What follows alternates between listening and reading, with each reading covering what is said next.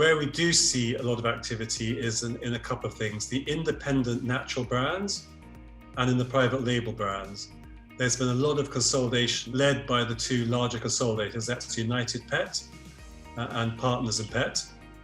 And on the other side, you've got a myriad of independent brands growing up, and they're going from founders to growth PE to mid-sized PE, and that trend continues. We're seeing a lot of interest in around healthy, natural, better for you. I think they're the tailwinds which are prevalent across the world, and I think very similar in North America. On the back of COVID, I think brands that have been strong online have performed very well generally, outside of perhaps a little bit of supply chain disruption. I think there's just more and more interest in pet today than there's probably ever been in the past. One, on the back of performance through COVID, which has been relatively strong. And then secondly, you just look at pet going back to the last recession, the growth during that recession, the recession-resistant nature of the industry. And I think that stands the sector in a good place for M&A activity going forward in 2021.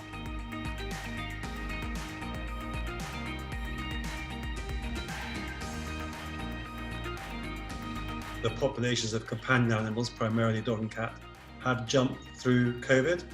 In the UK, the dog population is up somewhere between 10 and 15%. So there has been a growth in the last year of ownership, but the other things that are really driving it are the transition from mainstream old-fashioned products into premium natural products, where people want to give their pets better quality food, and can see that many of the new brands with products that are more natural, more meat content, less additives, feel much more akin to what they're feeding their family.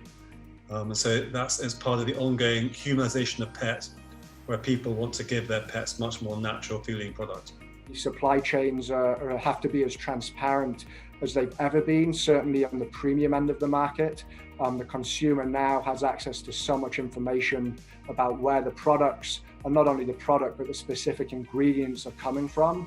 And it's really put the onus on the brands to make sure they can demonstrate to their consumer, their target customers, that their products are high quality, human grade equivalent, being manufactured in high quality facilities.